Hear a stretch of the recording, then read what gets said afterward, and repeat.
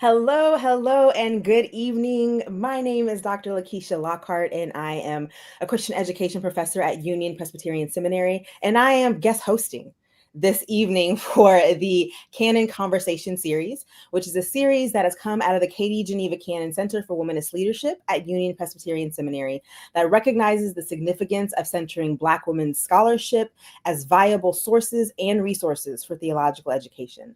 The Canon Conversations is a new webinar series launched by the Center that is all things womanist wisdom to support and encourage new titles, writers, and womanist ideas. And I'm guest hosting today because we have none other than the Reverend Dr. Melanie Jones Quarles, womanist ethicist, millennial preacher, intellectual activist, assistant professor of ethics, theology, and culture at Union Presbyterian Seminary, and the inaugural director of the Katie Geneva Cannon Center for Womanist Leadership, and author of, I want to make sure you see it, you can kind of see it, of this beautiful, beautiful book here, Up Against a Crooked Gospel, Black Women's Bodies and the Politics of Redemption. Welcome, welcome, Dr. Jones Quarles.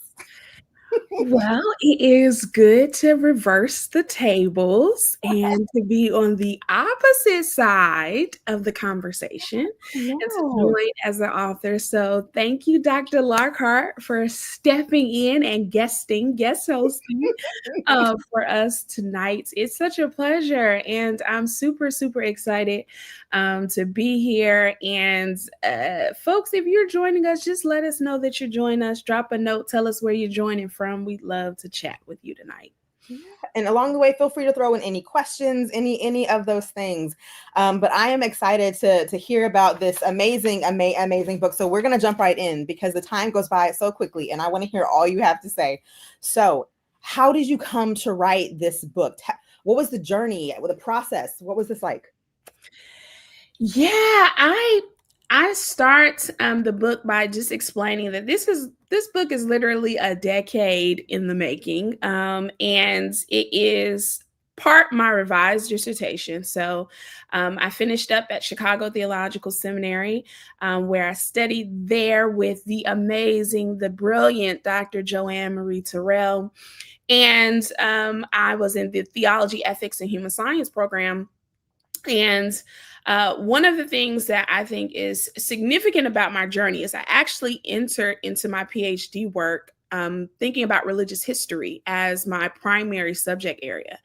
And it was my first year. So the typical process for doctoral work is you start with coursework, and then you go to comprehensive exams, and then you write the dissertation. Well, my first year of coursework, at the end of right around finals time in May, my grandmother, my maternal grandmother, she went to the hospital for what we thought was a small stint that she would be. And she went to emergency care. We thought she'd be in there a few days, get out, get whatever she needed, and then she'd be home. Well, that actually ended up in that being the last time we would be able to experience all of her goodness and all of what she gave to our family. And it was that moment, her experience, just me thinking about all of what she had gone through as a Black migrant, single mother who had kind of migrated from South to the North, who was a domestic, who worked in Hyatt hotels in Chicago, and her ailments, the physical ailments, because of what happened to her body as a result of that.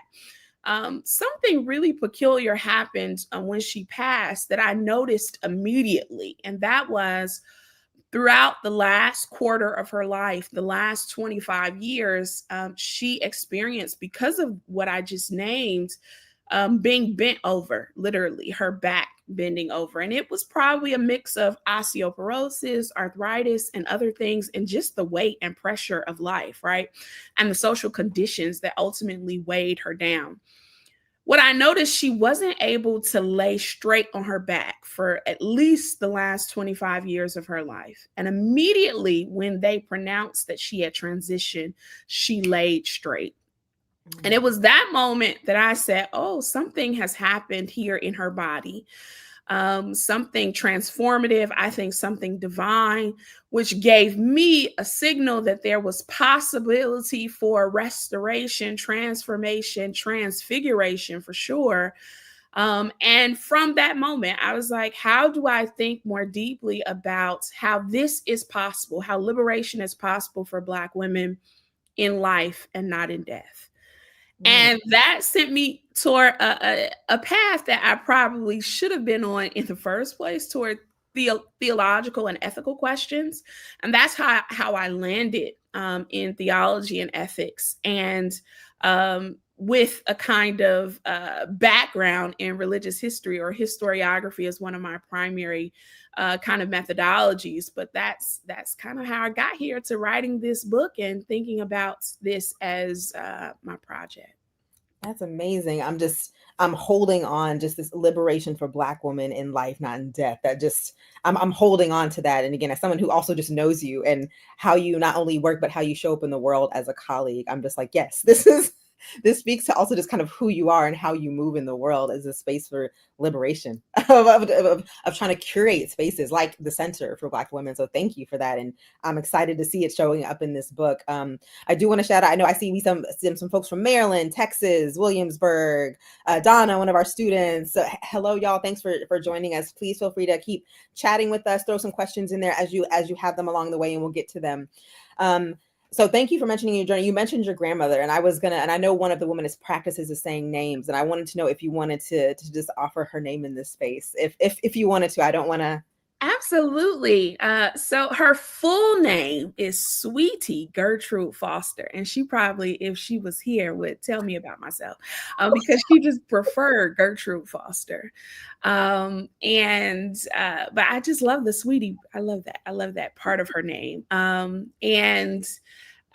My maternal grandmother, I think one of the things that I just loved about her story, her journey, I actually, when I was writing this, had mixed feelings about whether I should disclose like that she was my grandmother, like that I wanted to make some distance between me and one of the primary subjects.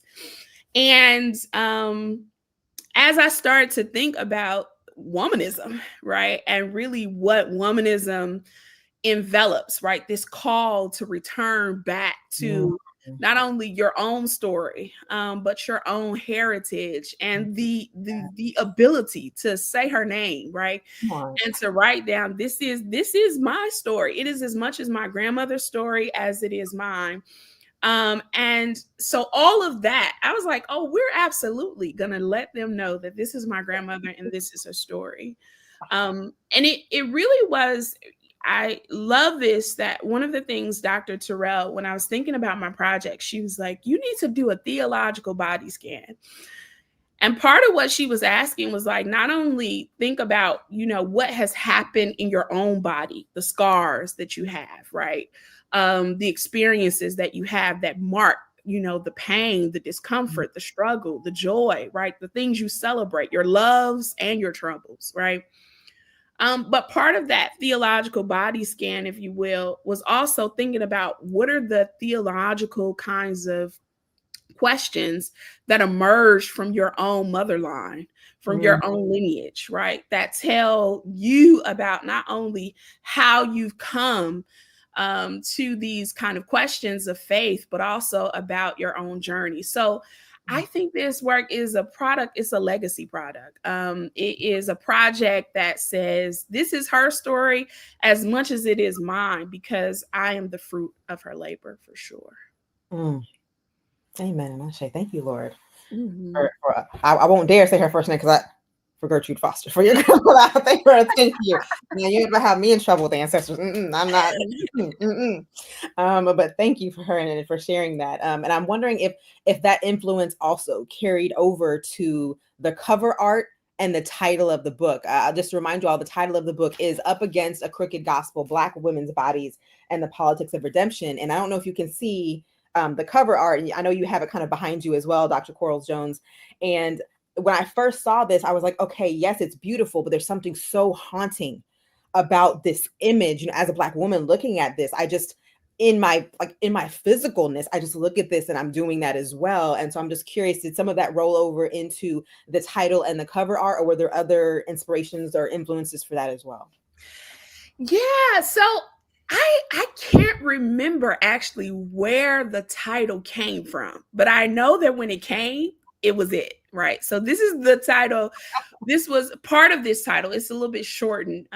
Was the dissertation title, and when it came time for the book, I was like, the dissertation title is already amazing, so we're gonna keep it and we're gonna shorten it and do whatever the publishers want to do. So I don't know where it came from in terms of, I just know wrestling with Luke 13, 10 through 17, the narrative of the bent woman, and putting my grandmother's story in parallel with that narrative.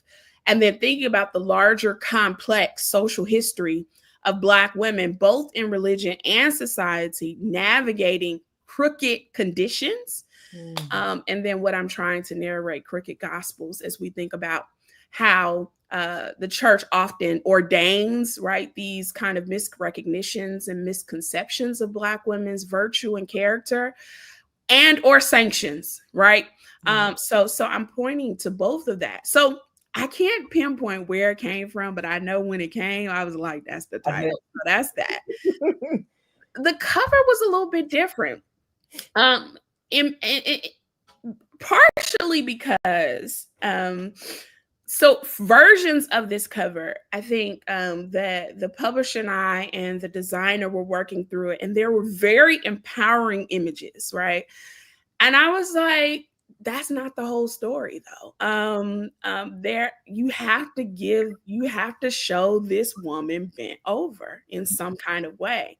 And so that's kind of where we came. I don't know if you have remember or are familiar with this very haunting image of a kind of ancestor who was formerly enslaved, but there's an image of his back with the wounds or scars of his back. That's a historic photograph. And so when I saw this, it gave me that image of having that back image of her. Gave me that sense of the kind of bruising and brutality that have been placed against Black women. And then up against, in terms, I wanted to make sure there was some kind of wall element. But what I see that kind of, frayed edges there in the back is really that stained glass ceiling. That both to me mirrors, it's not perfect, it's not all together, but it's complex and it's also beautiful. So there is some push and pull, right, that I want to be to kind of lay out the kind of beautiful struggle that exists. And I think the cover kind of did it. And actually, so I was still thinking about this cover, and it was several images, and I remember maybe earlier this year, really at the top of the year, some Howard students came to Union for the alternative spring break. And I had them in a group, like helping me figure out which was the cover of the book. I was sending, sharing it with them. And for students who were younger than I to say, that's the cover, I was like, that's the cover, because it was some reckoning, not only with how familiar I am, of course, as the author to the story, but also them seeing the struggle, them seeing the pain, but them also seeing some possibility for promise. So I think it does the job. Yeah, I mean, absolutely. Like literally every time I look at it, I'm just like, that beautiful hauntingness is just like just the reality of being a Black woman in this world. I'm just like, yeah, it's complicated. Yeah, it's a lot. So thank you for figuring out a way to curating something that carried the weight of that, just from an image. It's such a beautiful thing. So thank you for taking the time you did and figuring out, making sure you got just the one. So in thinking about this and thinking about all that you're sharing, the story, the crooked gospel, the politics of redemption embodies, who would you say is your intended audience for this book? Is it students? Is it faculty? Is it churches? Who would it be that would pick this up and use this? Yeah, full stop, Black women, right? This is for Black women from all walks of life, from all shapes and sizes, from all, however you enter, when and where you enter Black womanhood, this book is for you. And it is intentionally, obviously I'm a scholar, so there's scholarship there. I'm a preacher, so there's engagement with the biblical text, especially in chapter 5. That's an exegesis chapter. I'm a historian, so you're going to get politics, you're going to get religion. My background is in economics and political science, so you're going to get a little bit of that there. And I'm a lover of Black people and Black culture and the Black church, right? So just as I think I'm critical of the Black church and in trying to push some conversations and to make some claims about some ways in which I think that I must call the church to be a lot more faithful, especially to one of the largest populations that exists in the Black church, which are Black church women. And the reason why my grandmother's story is so important is because she's not a Black clergy woman. She doesn't have the kind of extraordinary titles. This is an everyday Black woman who was faithful, right? And that's why I think her story matters. And it also aligns with, I think, the everydayness that Emily Towns talks about, Dr. Emily Towns talks about in Womanist Ethics and the Cultural Production of Evil. That matters in just how we treat folks every day, and to raise up new kind of images or new exemplars of virtue whose names, folks may not ever remember, but I hope that they won't forget because of this text. And so as you're talking about this, and even your love for the Black church and, hoping that they don't forget, but also holding accountable, would you say, because you talk a little bit about this in the book, would you say that that's kind of the double-edged sword of the Black church that you mentioned in there, that's kind of staying accountable, but then also lifting up? Or how would you frame that a little bit more? I know you mentioned it in the book. I don't know if you want to. Yeah. So, I would say part of the inspiration that speaks to this kind of double-edgedness that is at work all throughout this text is I was reading texts like starting this book, like Melissa Harris Perry, and her amazing work, where she talks about the crookedness or the crooked room that Black women often encounter, and how we have to contort and tilt ourselves, right, in order to fit certain realities. Holding that intention with Kimberly Crenshaw's notion of intersectionality and the ways, because of our Blackness and our womanist, right, womanliness and or class, right, we're often doubly, triply damaged or having to live against punitive damages for multiple parts of our identity, right? So holding that intention, right? And then saying, okay, these are metrics by which we might be able to look at this in society, in politics, legally, but this is also at work in the church, right? And one of the things I think I'm trying to narrate in terms of the Black church is to recognize the way Black women in particular are not only the bedrock, right, of the church, right, and have sustained the very Black church that we know to be is because, Black women. Cheryl Townsend jokes, reminds us, if it wasn't for the women, there would be no Black church, right? But at the same time, right, it is this sense that this is a church that often does not love us back well, right? That often still participates and functions in patriarchy in a way that, and classism and all of the other isms, right, in a way that often despises the very folks who have sustained the tradition, right? That's what I'm pushing back, as womanists before me have, but certainly joining that large cloud of witness who keep calling the Black church to be the best of who it can be. And this is for the faith, as Kelly Brown Douglas would say, for the faith of my grandmothers, right? For the faith that they intended. So that's the double-edged sword that I'm, pushing towards or speaking about is the Black church has been this place of formation, perhaps this place of refuge, but it's also been this place of challenge, of controversy, of complacency, of ways that it has also made Black women feel as if they are in contempt.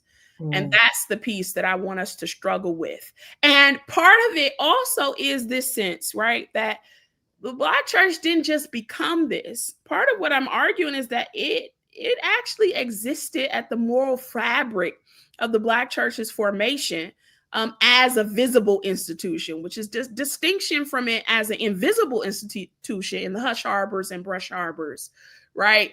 Where we might speak to Toni Morrison's The Clearing and speak to the ways that Black women were in these spaces were the leaders and able to, like Baby Suggs and others were able to assert themselves and have leadership, where older Black women, right, had voice, and it meant something.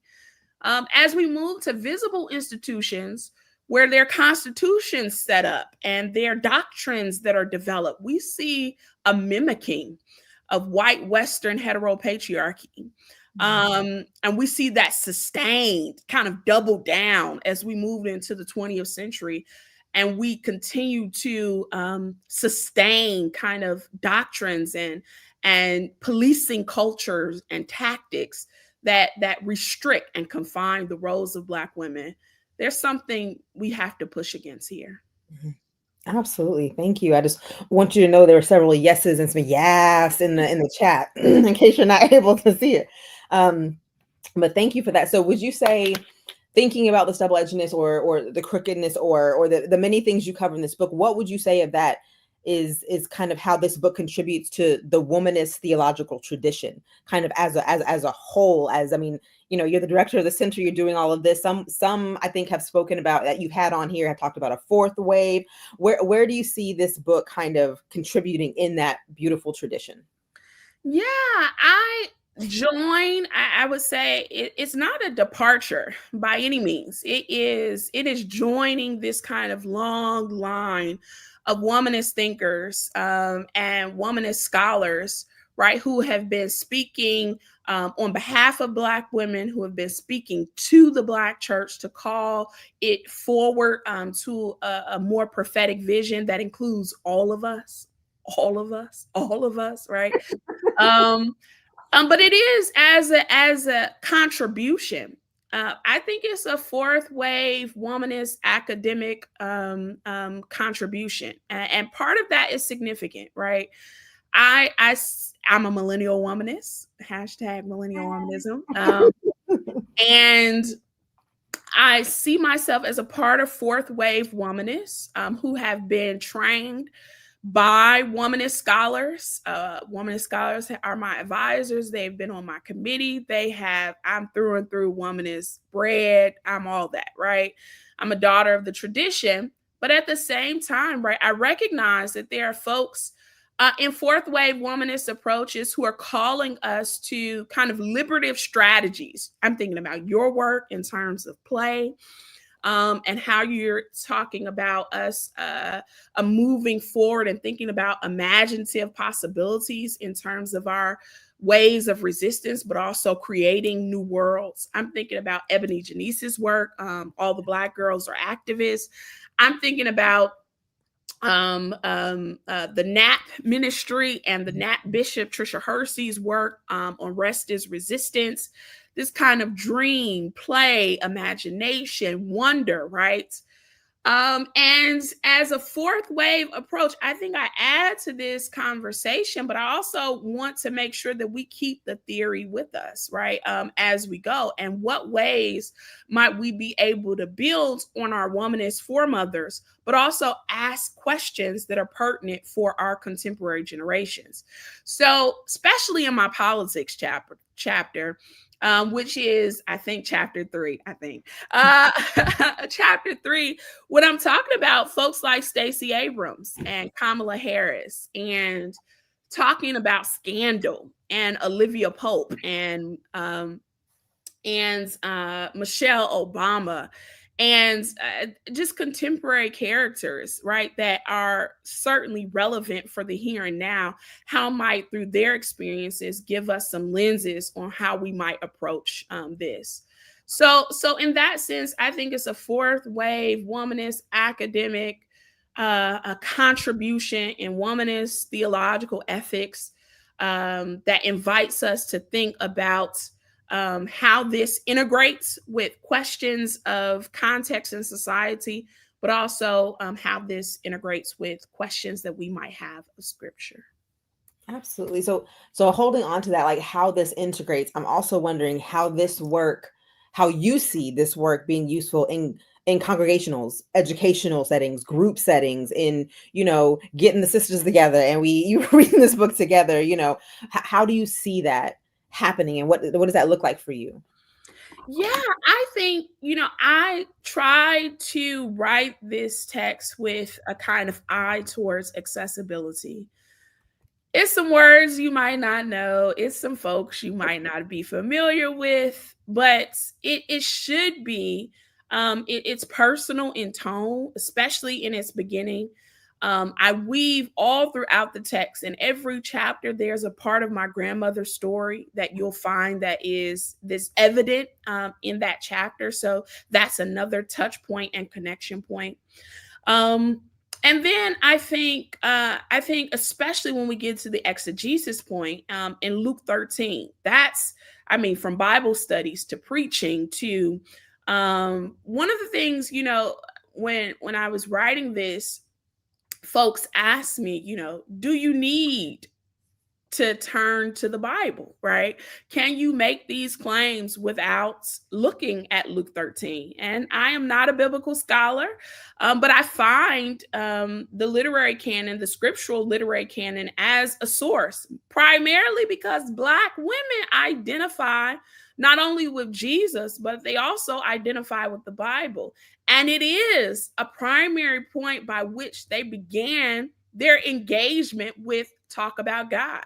So for that reason, the Bible couldn't be a place that I skipped over, especially because of my grandmother and the parallels between her and the bent woman. Then that's how it certainly became included. So for that, I think congregationally, it's a good text that could be used for Bible studies, for groups that might be looking at that Luke 13 passage. And then it is academic enough. It can be assigned for courses as a kind of womanist theological treatment that is current and that builds upon, gives great, I think, clarity about scholars like Kelly Brown Douglas, Jacqueline Grant, Dolores Williams, Katie Geneva Cannon, and ways that we might build upon their work in order to ask contemporary questions. So for that reason, it's useful. Y'all pick it up, buy it. Buy it, pick it up, use it. Excited to add it to my syllabi. I'm already yeah, we can put that here, we can put that there. So yes, wonderful. And so as you were writing this, and you all start dropping some questions in the chat as they're coming to you. So feel free to do that, because we're going to get to questions in a little bit. What do you feel like your most significant discovery was when you were writing this book? Whether it was personal, academic. I know that's a slight shift, but I'm always just interested in you as well. So what was, we're always discovering things as we're writing, and especially if it's, started as a dissertation, but it's shifted, because even in the shifting, I'm sure new things came up, new things were learned. So I'm wondering, and also just people are shouting you out in the chat as well. Cassandra and Shaw and some other folks are just saying, hey. Yeah. So I would say, one of the things, actually the first chapter that I wrote was chapter 2, which I do some theologies of the cross. And in most theological writings, it's like the end point is the cross, right? You kind of work your way to the cross, right? And what I found was to pick up on that point that I said earlier, to think about how Black women can experience liberation in life and not in death, that I had to move beyond the cross. And so it was important entry point for me, thinking about my own grandmother's story and the meaning of womanist theologies of the cross, and their importance. But it became a point by which I wanted to make connections to what are the possibilities for life, right? And how might we begin to reclaim other stories that speak about the context of life and liberation. And that's also how I got to that Luke 13 narrative. So for me, one of the gifts, I think, and Dr. Terrell talks about this all the time, but the cross is not the whole story. It is a part of the story, but it's not the whole story. And we must couple, right, the narrative of the cross with, right, these theologies of resurrection and life, because they go hand in hand. Otherwise, right, if death have the final word, right, then we wouldn't be able to talk about a life and the power that exists in the lives that we carry. And so for that, I think that blending or bringing together the end and also the possibilities for new beginnings makes the work promising. Wonderful. So I'm still thinking about your liberation for Black women in life, not in death, and how you had to move beyond the cross, because that is not the whole story, right? Yes, I'm holding it on, I'm jotting my notes again, y'all, in case I haven't said it, get the book. But I also do want to know, so as you were writing this is kind of a twofold question. So one, I'm curious, as you were writing this, like, did you, because I know you mentioned your grandmother, and I'm wondering if some of this may have been difficult for you to write, or if there were certain pieces that, you had to sift through your own stuff even while you were writing it. And at the same time, what maybe were also kind of your writing muses, or like that kind of combination of what maybe practices got you through, or like, does that make sense? I know that's a bit of a different question, but I just, knowing that it's so personal, as well as so much of you in this, I'm just curious about that. Yeah. As much as it's I would say this work is a product of love and legacy and labor, it is a grief work. It brought together so many aspects. So in my first year, I talked about my grandmother dying, and that being the seed that planted this exploration of Black women's bodies and theology and ethics. And then about 5 years later, in the same year, my grandfather, my last living grandparent, my maternal grandfather, and then my own father passed in the same year, which were hard years. And so I kind of found myself, returning back to, how do we make life, or how do we bring meaning out of loss? And I think that's a question that Dr. Terrell asked me very early on. And that's a kind of question that has continued all throughout the work. How do we take the losses of our lives and make meaning out of them? And that's really the project. I think this sense that grief stays with us. It never leaves us. It's a part of it. And part of that is to not just remember the stories. I think that's a part of it, right? Remembering the stories of our people, right? That doesn't just drop them into sainthood, right? Neither does it simply extract, right, the challenges of their lives, but really mine. This is that mining the mother lode, as Dr. Stacey Floyd Thomas and Katie Cannon talk about, right? To pull out the resources, the treasures, to move from death to life, right? And to find those lessons of becoming, of transformation that are necessary for us in the here and now. And I think it takes a process. One of the gifts I think that I had of that journey was, I preached my father's funeral, I preached my grandfather's funeral. I didn't preach my grandmother's funeral, but this was, in many ways, this book is a a kind of one of my last opportunities to give something back for so many rich deposits that I think that they all have given to me. It is the generativity, right, of lineage, of relationship, right. And one of the fascinating things, and this goes back to your question that you asked earlier about discovery, is that as I recall these stories, I realized that so many people in my own family didn't even know this, right, about my own grandmother.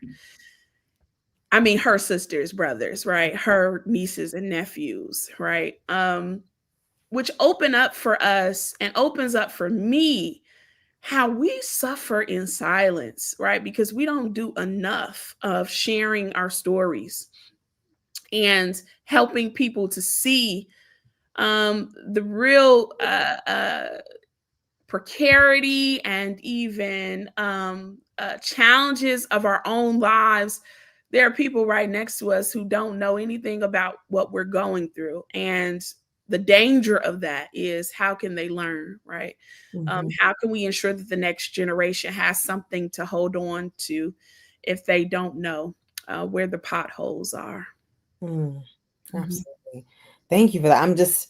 I'm still, this bringing meaning out of loss is what's staying with me, right? Like just very, like physically is like just this, I'm thinking about the pandemic. I'm thinking about, even though we're post, but I feel like, it's been like a resurgence of people getting it all over. I mean, but just this space of just loss of, even in the writing, all that you were able to produce and to put in this in this amazing book, but just how so many, whether it's, as you said, institution or the church, I just, finishing up teaching my youth culture and faith formation class, and even just how young people process loss, and how just it's this very deep question of, what do we do with the loss and the grief, and are we even given space to grieve and to try to even make meaning out of it, right? Like, how do we even find it? Like, do we even have permission to do that for some that might need that? And so I just thank you for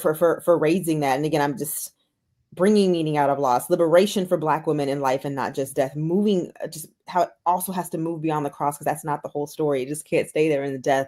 And I feel like you keep bringing us back to life. You keep bringing us back to liberation. You keep bringing us back to, yes, this is a story. Yes, we have work, and there's still hope. And I just feel like it's just this beautiful space that I'm just like, yes, this is a gift. So again, get the book. You can read all the great details. Read the story of, I will not say her first name, Gertrude Foster in this book. So make sure you get it, please, please, please. It is out. And now I see a couple of questions in the chat. One was mentioning us anniversary 5 of spouse, still not easy, of being gone. So again, understanding the space of loss. And then a question from one of our students, Donna Graves. Do you have interdisciplinary work to further this work? We have people in other areas, and how are we working with them? Example, mind, body, and spirit. Yeah, the work of theology and ethics is interdisciplinary, meaning in order to do this kind of work, we always have to be engaged with the multiplicity of thinkers and writers, right? So you're going to find literary theorists and political scientists and philosophers, right? And theologians and cultural critics, right? All throughout the work. And I think, and I hope, right, that it has some ability to have the impacts in spaces beyond not only ethics and theology, that it can have some resource in other disciplines. I'd say, one of my inspirations and primary conversation partners that I'm responding to in the work is Melissa Harris Perry and her work in Sister Citizen. And that's already political scientists. So I think there's some possibilities there. And part of what I do in the first chapter in relation to this question of mind, body, and spirit is to talk about the way in which, particularly in Christian theology and in Western philosophy, we've seen the kind of denigration of the real connectedness that mind, body, and spirit has, that is often somehow been severed, and we don't understand the real ways and the real potential that we could think about the connections that exist there. So I do hope that the work can be useful for other disciplines, but certainly it is a product of interdisciplinary conversations, for sure.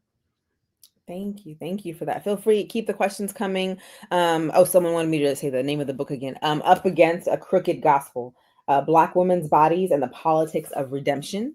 And they also put it in the chat. Thank you. I'm curious how, again, as we get some more questions in the chat, how has your family received the book? I know you mentioned that some folks didn't know her story. And family is usually like, oh, we're proud you're at school, you're in the patient, and now you're teaching, and you're, in this world of the academy. How did they receive it? Yeah, I think it's been well received so far. I'm looking forward to, at the end of the month, going back to my home church and preaching our Kwanzaa Sunday, and we'll have a book signing there in Chicago. So that's super exciting. But it's been so much fun, really a gift. When my family members reach out, close friends, I'm like, yeah, you probably should see your name in the acknowledgement. So they get real excited about that. But one of the joys that I did have was watching my mom when she got her copy, opening up, like, this is a whole new story. Like, this is her first time. I'm like, that's your mama. I'm your mother. Don't you know this story? And she, of course she does, but it just means something different, right? When that story is being shared with the rest of the world. So a lot of joy, a lot of celebration. I think we're all learning from each other. But it opened me up to say, in much of my work, I feel so much joy about bringing my family into these conversations. This is one story. We got many to tell.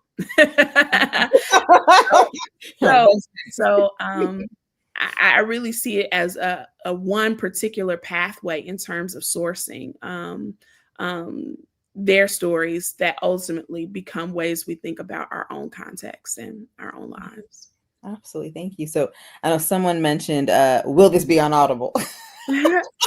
Listen, everyone keeps asking me that. It's a publisher thing. So, I will see what the publishers are saying, but most academic texts don't make it to Audible.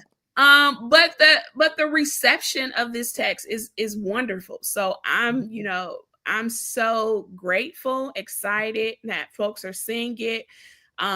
Folks, in congregations, book clubs are reading it, girls groups are reading it. For academic texts, you can't ask for anything else. You can't ask for anything better. Yes. So someone also asked, what are your next projects and how has the book influenced your current teaching role? And can I also add your center role too? Your role too? My next project. So I'm working on a new book now. Actually, it's the collected sermons and essays of Katie Geneva Cannon. It's tentatively titled, from one of her sermons, A Montage of Mercy. So I'm working on that, and that will be the book that I finish over my next sabbatical. So no, not my sabbatical that is coming next year.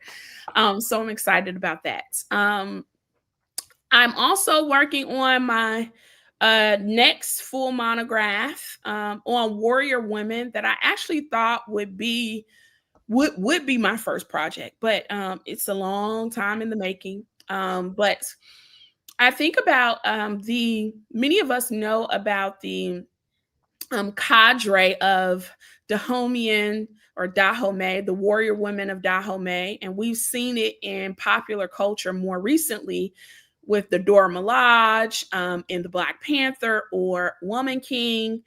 And then I'm thinking about that in terms of how 20th century literary artists were thinking about the warrior women. We see that show up in some of our renowned Black women poets. And why I think of that, I just want to say Nikki Giovanni. I just want to say her name and just the gifts of all of what she's given us through her work and through her life. And so may her journey to ancestor life be easy, be light, and be well. Yes. And so I'm working on this project about warrior women. It's a similar question, you know, with the recognition that Black women's bodies are on the line, are up against something, right? That we find ourselves in many ways on battlefields. And so I'm trying to deal with this kind of perennial nature of warrior, and still wondering, how do we kind of think about our own ethical strategies that are ready to fight, but don't have to be kind of ravaged by this kind of warmongering culture. And so, yeah, I'm working on that project on the warrior women. So that's super exciting. That's the third project. So we'll probably see the Katie Cannon project, and that's in direct relation to the work I'm doing at the center. Obviously, I direct the Katie Geneva Cannon Center for Womanist Leadership. For those of you who don't know who Dr. Cannon is, she taught at Union Presbyterian Seminary from 2001 to 2018, a womanist trailblazer.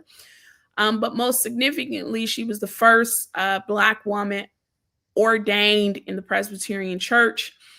We are finishing out 2024, which celebrates the 50th anniversary of her ordination. And so I'm excited about this project because as much as she was a scholar and a thinker, a writer, all of that, she was also a preacher. So I want to tap into her sermons and also mine the gifts of her work in that way. Wonderful. I mean, I just want to say, I was over here thinking, when are you going to rest? But hopefully you'll find some time to do that on sabbatical. Listen, you who have 3 books out at the same time. We're not talking about me today. I am guest hosting, and we are talking about you. Amen and Ashe, because you do a lot of things. And I was going to say this for the end, but I'm going to do it right quick before I do this last question. But thank you for all you do. I mean, as an educator, as a colleague, as a friend, those of you that don't know, we wrote together coming through this. And I feel like we've been doing so much of this together. So to see work get made flesh in the world, it's so beautiful to see you shine. You are brilliant and amazing. And I just feel lucky to be in your atmosphere most of the time. And I just feel like seeing this book and all of your hard work, just as a friend, I'm just like, oh, shine, says yes. And all the work you're doing with the center. So thank you. And I hope you can't get enough kudos for all the hard work you do. And I genuinely hope you find rest in the coming future. Okay, so now back to the question, because I ain't trying to get all super sappy and teary-eyed, but I just needed to give that to you before we got off this call. Okay. So Reverend Linda asks, how does the book address faith in shaping a framework for womanist pastoral care? And what implications does this have for scholars and practitioners in this field?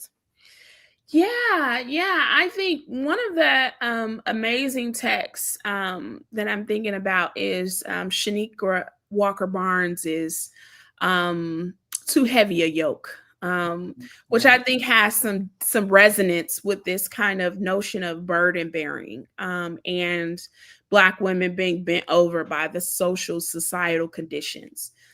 In terms of practical theology, I think the entry point of bringing, my grandmother's story gives some ways of how we might integrate the personal, right, with the political, with the prophetic. That might be a vehicle for us to think about that. As I said earlier, it's a product of grief. So this is grief work for sure, as much as it's deep theological work or deep ethical work or biblical exegesis. I'm very clear that it comes from this journey of navigating death and navigating life. And I point folks back to our womanist pastoral care scholars who say, I'm an ethicist, I know my lane. I'm a theologian who dabbles a little bit in scripture and biblical exegesis, who does a little bit here in history and political science and philosophy. But I would certainly send you back to their works, like Stephanie Crumpton and Shanika Walker Barnes and Phyllis Shepherd and so many other womanist pastoral care scholars who can certainly give you more ways of thinking of how this work could be useful. Absolutely. Thank you. I'm trying to see if there were any other questions that I might have missed. Is there any other questions? Oh, I think Donna also asked, how do we take this and look forward? If we are looking beyond today, like, what does that look like?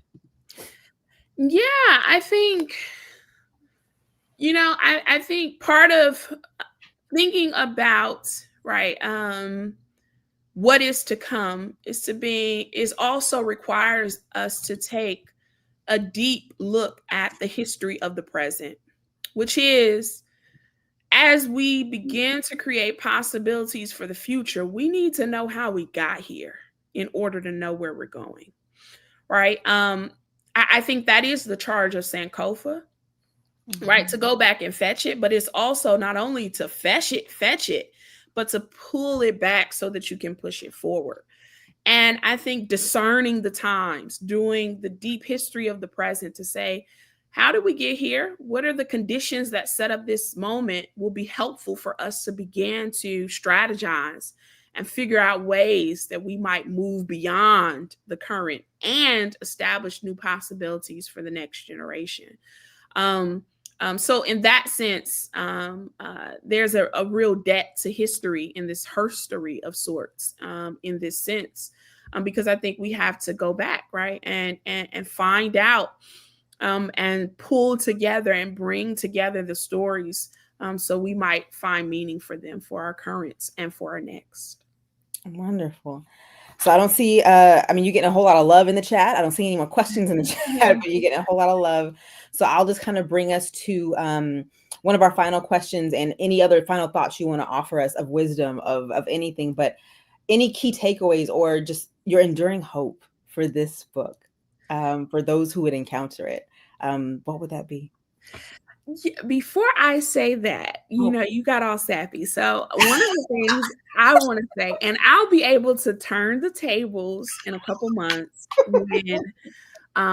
when doing Double Dutch is live and in action. Y'all can pre-order it because it's available. And while you're there, look at Nobody's Perfect and look at Theopoetics in Color.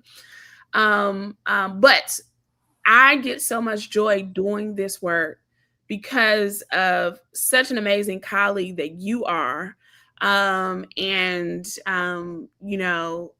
Since the moment we've known each other for a long time. We've been in this struggle together as students, as colleagues, as friends. But certainly coming on faculty, you have helped me get through. For lack of a better word, and that is because the joy of your presence, Dr. Lockhart, Lakisha, you are a good sister friend. You are a brilliant scholar and thinker and an amazing teacher. And so I'm so glad that my office is down the hall for you. So when they go into your office for office hours, they can pass mine by. No, seriously. I think, the celebration of this work is really the celebration of the kind of communities that have forged space for you to get here.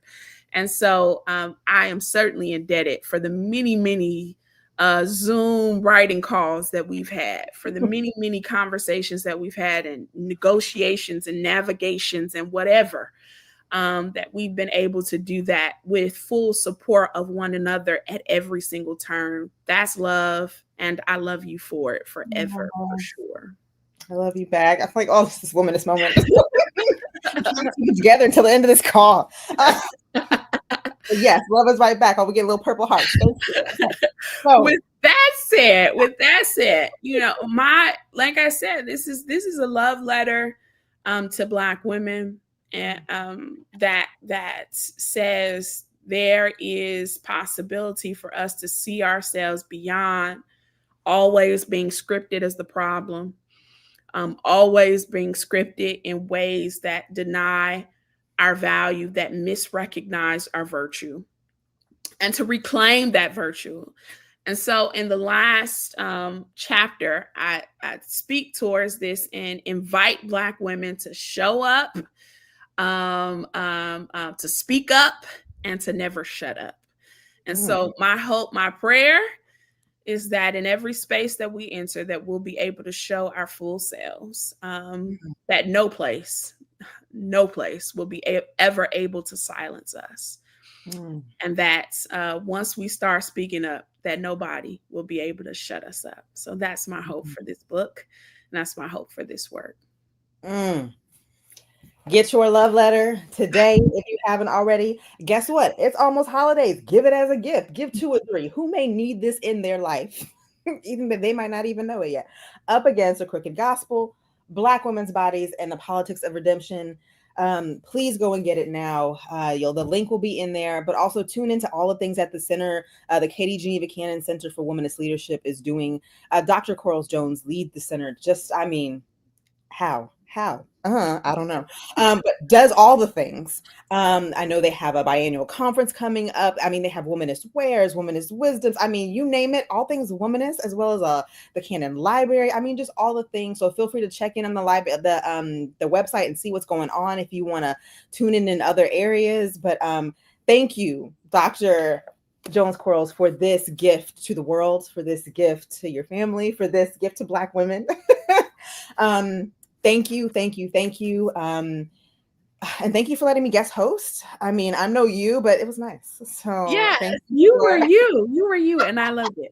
I want to say one thing before we close. Listen, y'all, if y'all loving the book, please leave an Amazon review. It's like golden in the world of books. So leave an Amazon review. It can be short, it can be sweet, it can be simple, but leave a review just so we can celebrate the work. Even if you bought the book from Orbis directly or Barnes & Nobles or wherever you bought the book, you can still leave an Amazon review. So I'm just going to invite y'all to do that. Help us out here because that ensures that, the book goes to other places and spaces. So if you can, drop me a line via Amazon. Amazon reviews, do that.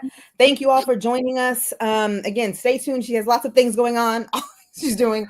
But thank you all. Thanks for having me as your guest host. And thank you, Dr. Jones Quarles, for all you are and all you give to the world. Thank you.